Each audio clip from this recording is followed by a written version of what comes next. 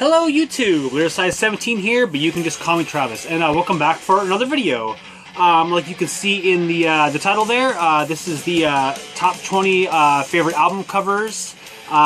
First person I recently saw Myke C-Town do this, and then shortly after that, Scourge of Vinyl did it, and then I now saw that YXM has done it. I haven't watched the video yet, but I will probably right after I finish filming this video. But yeah, I immediately saw the topic, was like, yes, I'm going to do a video because that's an awesome topic. I know that I personally am rather affected by the aesthetics of music, album covers, song titles, you know, the image that the band is trying to project. I eat that stuff up, and so album covers, like, you know, I mentioned, is just right along inside that idea. And so yeah, let's just jump in. Well, in the background we're listening to, I've been talking about this band, and I actually played one of their albums in my last video, so I figured why not just play another one. This is Ambush with Desecrator. Alright, I decided to put these in chronological order, just because I thought that'd be interesting to just kind of do. I also I wanted to write down the artists, so I could say, you know, if I could find whoever, you know, did the art or took the picture or whatever, I wanted to kind of rep that person. And just as a side note, not that it matters, but if any one of these albums came out in the same year, I just did alphabetical.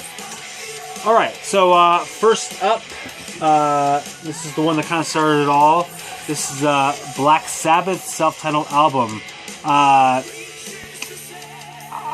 love, there's just something like, kind of like creepy going on. Like, you can't quite put your finger on it. Obviously, they are the woman there is kind of creepy looking, I suppose. But I don't know.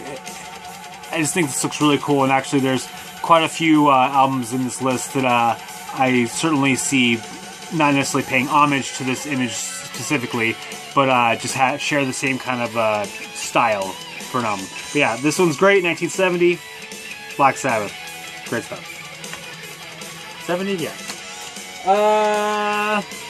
Next up, we jumped into the 80s. Metallica's Kill 'Em All. There's just something, I don't know, I just really like this one. The hammer with the blood on the ground, the shadowy hand. I just, you know, obviously it fits the album title.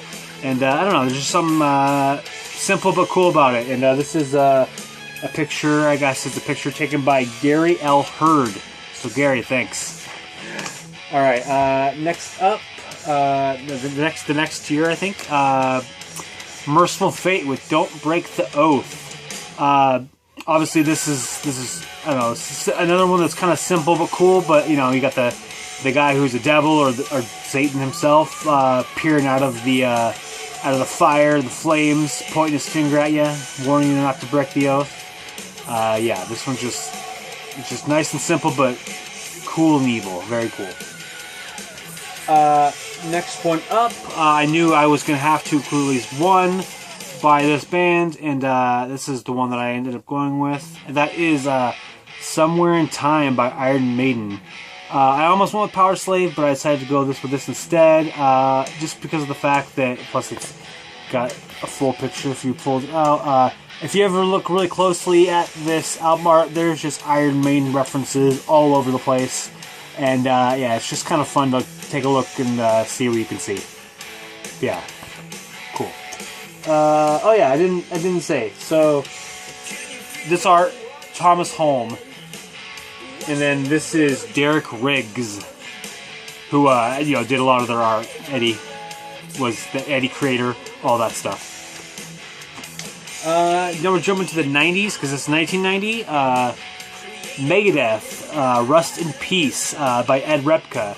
I don't know, I just always enjoy this one. You got Vic Rattlehead hanging out, obviously Area 51 with a bunch of probably government types. I always thought it was kind of interesting that Vic Rattlehead's also wearing a suit and has a name tag, so it's almost kind of like, is he a part of the government too? What's going on with that? But yeah, I always, this one just always was cool to me. Next up is Burzum with Vis Lyset Taras, or however you say that. I've always just really thought this image was kind of just, you know, dark and evil. And I don't know, evil's not the right word, but definitely dark and just kind of sad, sorrowful. And I think it just fits the album very, very well too. Next up, this probably is my favorite black metal image of all time. And this is Psy's Scorned Feet. Oh, I didn't say. I'm really getting about this. This is Theodore Kittleson, who did a lot of art was on Burzum releases. So yeah, back to this. Before I forget, this is a picture taken by Anne Merritt and Brendan. Anyway, I don't know. There's just something, you know. You got. So I think this is Shinichi. You know, with the corpse paint and like a swamp. It almost looks like his hands on fire. He's holding a katana. What's not like to like about this picture? I love it. Next up, this is an album that I anticipate will probably make almost every single list, and that is Dark Throne with Transylvanian Hunger. I absolutely love this like really washed out style that is used throughout black metal. Obviously, the two releases right before this one also had this style, but I think this image is the perfection of the style. This is the epitome of that washed out white on black metal look. Yeah, you all know this one. You all put this on your list too, so no big deal. And then kind of interestingly enough, using that same style pretty much, but actually not using only black and white. Mayhem's De Mysteries Dom Satanas. Instead of white on the buildings, it's blue, which I think is it kind of works really well with the song title specifically, Mysteries. I don't know. I've always just thought this one was really cool, and also because it was a work off of that same washed out style that I just talked about. And I couldn't figure out who did the Dark Throne art or took the picture. I couldn't find credits for that. This is done by DYE or Die. I'm not sure how that's pronounced, or I don't know. It's an artist goes by DYE or Die. All right. Next one up. This is Dusk in Her Embrace by Cradle of Filth. I've always loved this artwork. I think that the artwork perfectly fits the sound of the album. And even though it's always bothered me that the logo was on the bottom as opposed to the top, as it is in every other Cradle of Filth release, this cover art is still just too perfect. You got the woman hanging out in the woods there, and you got the eerie castle up on the hill. Just perfect. I couldn't find a credit for that one either. I thought it was kind of weird because there's a lot of credits in that liner notes, but I couldn't find it. Next up is and this actually starts 1996, which I found out was there's 4 different releases from this year, so kind of crazy. The Cradle of Filth was the first one from '96. This is the second one. Critopsy's None So Vile. This was a painting by Elisabetta Serrani. It's like Herodias with John Baptist's head or something like that. I don't know. This is something I've always just kind of enjoyed art that looks like this.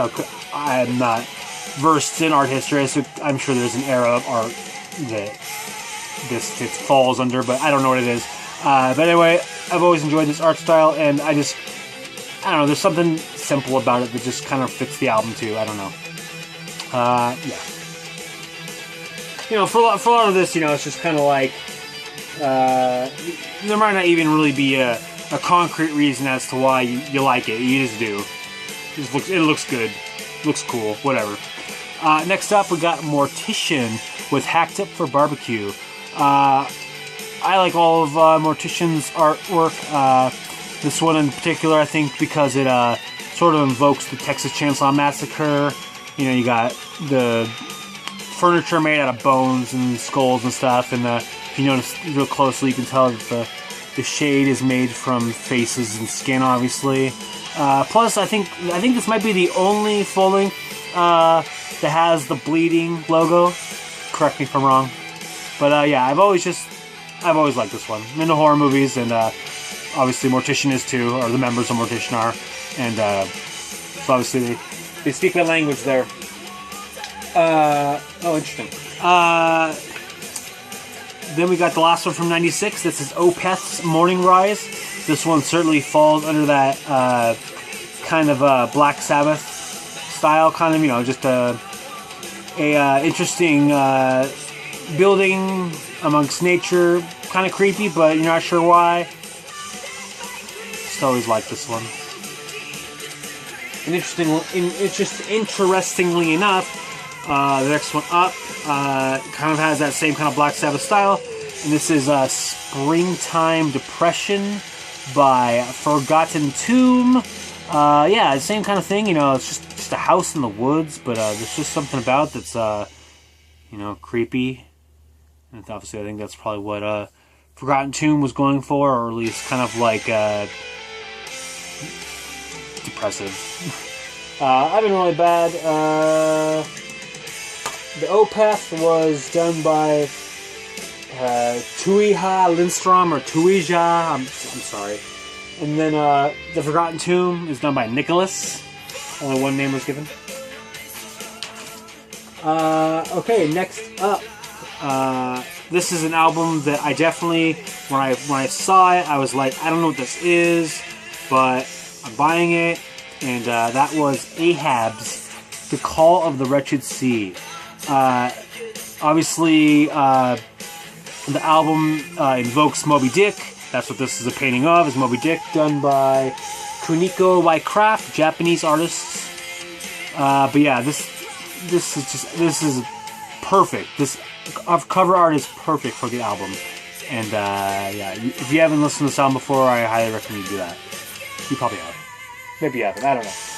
I think people listen to have. Maybe not everyone's listened to them, but a lot of people have. This was sort of in the Black Sabbath style, but not as much. It's kind of mixed of that Black Sabbath style with the Dark Throne style.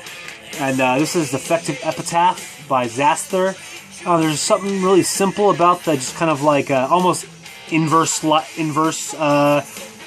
not sure what you call that. I think about it in terms of like Microsoft Paint, like you do the inverse and it does. It's not quite that, because I think that would make it more black. But I don't know. I've just always enjoyed this kind of washed out looking cemetery in the background, and then obviously I love the Zaster logo. It's probably my favorite in metal, and I love the when he did the logo with it, like, I don't know, bleeding or raining. I'm not sure. I'm sure probably bleeding. But yeah, this one I've always just loved this art. It's simple but effective.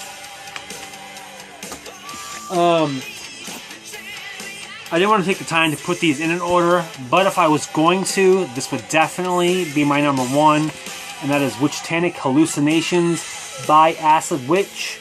Wow, I love this art. It is just like amazing. The style is awesome. I don't know if I'd say it fits the music, but it's a witch, so it does. It's done by Shagrat, who's in the band, which makes it kind of doubly cool. Yeah, I love this album cover. I couldn't find a credit for the Defective Epitaph by Zaster. This one is done by Putrid, who I love. Every time I see a Putrid, you can tell Putrid style right away. This is Revolting's Dreadful Pleasures. I don't know, it's very kind of like a callback to like kind of 50s, 60s horror pop art, maybe. Just, I don't know, there's something cool about this one. Detail on the monster there. Plus I don't know if he did the logo. Let's see if I can find that in the back. I don't know if he did the logo or not, but I love that logo with essentially it's a head torn in half, and it's got the blood in between the head spilling out Revolting. yeah. And then I got the final two, which randomly just happened to be on record. I didn't plan them to be the last two, but it just happened to be that way chronologically. This first one up, I could not find a credit for the picture, but this is Archigathus with Canadian Horse. This is an album I long wanted to own before I was buying vinyl, just because this album art is amazing. I mean, you got the dude on the horse playing the saxophone in the middle of a field. I don't know. Obviously, it's intended to be amusing, and it is. I will say that even though I couldn't find credit for the painting, I will say that they made sure to credit Tango, the horse model. I don't know if that's real or not, but I'll assume that it is. So thanks, Tango, for being involved. I'll do that later. And then last but not least, a record I actually showed in my very first video. I think, yeah, my first video. So I'm pretty sure it's the thumbnail. This is the Toxic Holocaust Municipal Waste Splits Toxic Waste. This art is amazing. Yeah, you got the guys, submerged in toxic waste of some sort. Obviously looking for whatever this artifact is. Their skulls, I don't know if they died on the way here or they're reanimated. It's not clear, but it doesn't matter.